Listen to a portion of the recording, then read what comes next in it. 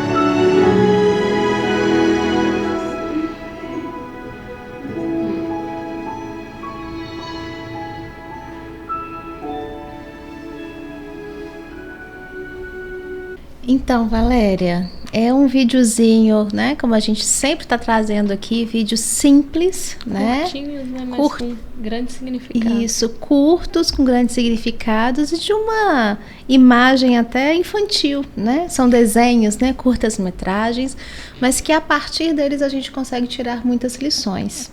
E esse daqui, né? O principal dele, gente, é quando nós tratamos sobre os fragmentos emocionais. Vocês podem ter percebido ali que em momento algum precisou de uma fala agressiva, né? Para que ela tenha se sentido machucada emocionalmente. O jeito que o outro fez, um riso diferente, um As olhar, atitudes, né? as atitudes de forma geral, né? E ali dando um destaque, né, para quando ela chega em casa, né? O que ela fez, ela queria apresentar para os pais e eles estavam cada um no seu trabalho, com seus fragmentos da vida, né? Porque todos nós carregamos eles e eles não deram atenção, né? Será que quantas vezes os nossos filhos chegam em casa contando alguma coisa? Será que a gente está dando atenção devida? Será que a gente está sendo ponto de cura ou ponto de reforçar esses fragmentos emocionais, né? A gente precisa de estar muito atento, porque o que os filhos trazem pra gente, eles querem a atenção. Não, é por isso que a gente fala, não é o tempo de quantidade, mas é o tempo de qualidade, né?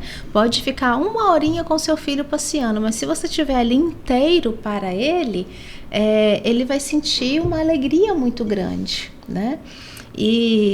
E aí no nosso dia a dia também a gente sabe que são muitos compromissos, é muito trabalho, são muitas preocupações, mas será que a gente está tendo qualidade nos relacionamentos para serem até mais, digamos assim, curativos, ou estamos reforçando com a nossa correria, com o nosso dia a dia, com o nosso egocentrismo, o nosso individualismo, os fragmentos no relacionamento do próprio casal, dos filhos e da família, né? É um ponto de reflexão. E o finalzinho dele ali é o abraço, né? O abraço que cura. Lembra, mais uma vez, a gente já falou aqui 2 vezes, a terceira vez, sobre a importância, né? Eu trago para dentro de mim a outra pessoa, né? E o abraço, ele simboliza. Tanto que o Jota Quest tem até uma música que eu gosto muito, que fala assim: o melhor lugar do mundo é dentro de um abraço, né? Porque no abraço você está envolvido, tá no aconchego, né? Tá na proteção. E quantas vezes a gente não tá se preocupando em dar este abraço com qualidade no nosso relacionamento, né? Seja com o nosso marido, com a nossa esposa, principalmente com os nossos filhos.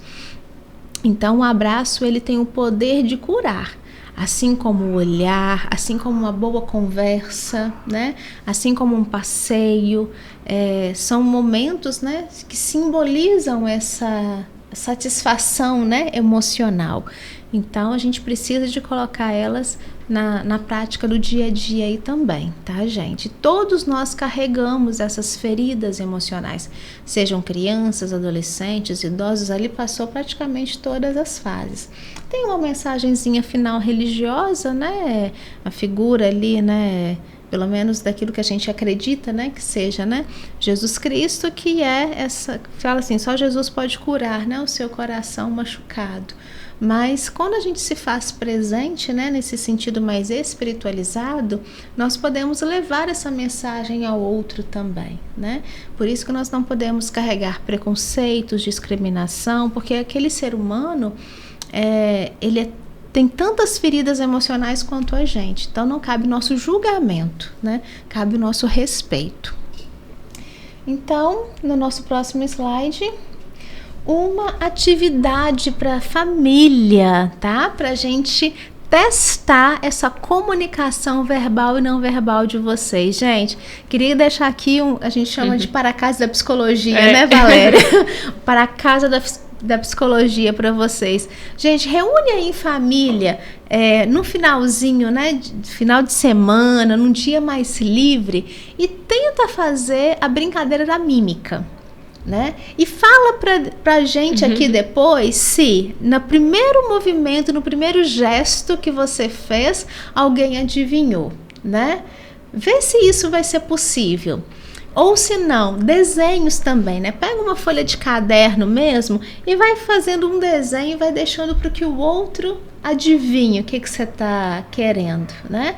Desenhar ali, representar através daquele desenho. Vê se o outro vai adivinhar se você está com uma boa caligrafia, né, e tudo.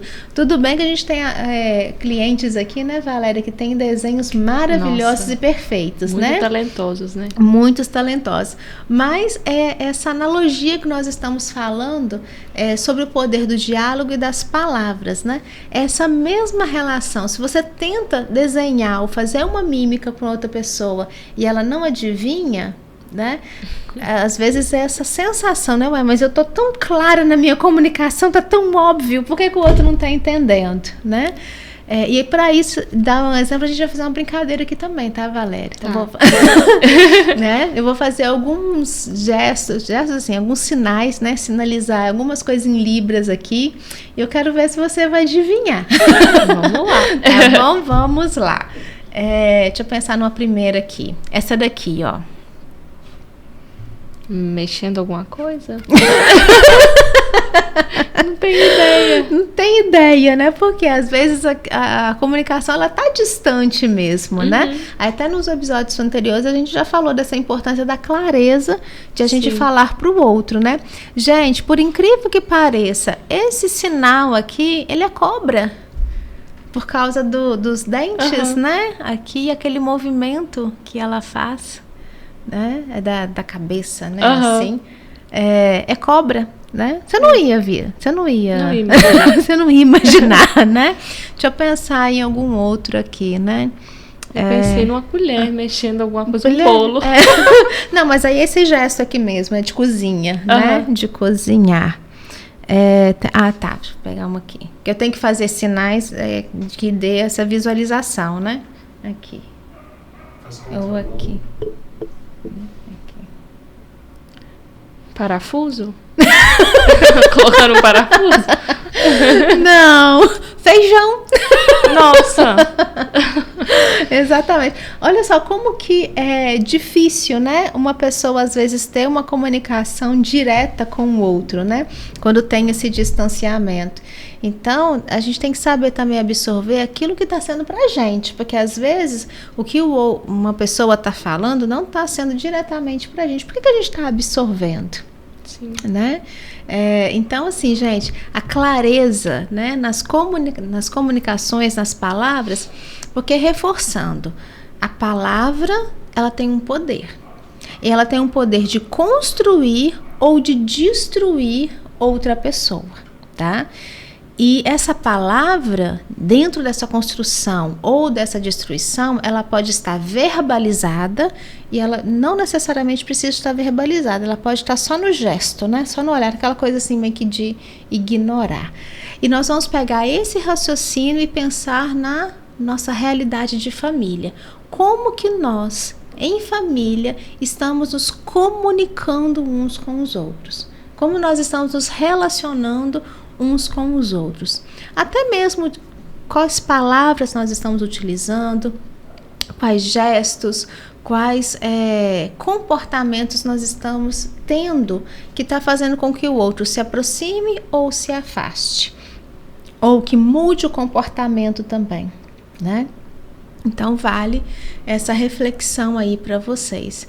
E para a gente fazer essa, em forma de brincadeira, né? Se é que a gente pode dizer assim, essa atividade aqui, né?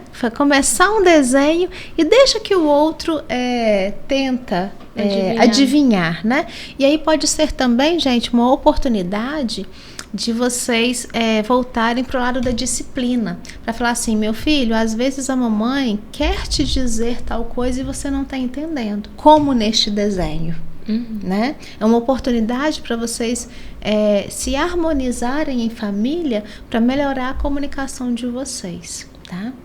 Então, acredito que hoje tenha esse objetivo, né? Mais uma vez, obrigado pela participação, pela presença. Reforçamos aqui, né, gente, o quanto nós precisamos de melhorar, né? Estamos aqui na proposta de melhorar cada dia mais para vocês. Então, se vocês tiverem algum feedback, pode nos dizer aqui que nós estamos abertos também para esse diálogo, para essa comunicação em prol da nossa melhoria e para vocês também, né? Porque viver em família é um amor mais que necessário, né, Valéria? Ele é fundamental para a nossa formação humana. E nós desejamos para vocês um excelente dia, noite, final de semana, momentos aí com família, para vocês se harmonizarem, né? Cada vez mais. Muito amor e muito abraço. Muito amor e muito abraço, tá? E momentos de cura. Que bom que você falou dessa palavra abraço. Obrigado, tá? Porque deixamos um abraço carinhoso aí para vocês e que vocês se abracem mais entre vocês aí em família, certo? Até mais, gente. Tudo de bom. Até mais. Tchauzinho. Tchau.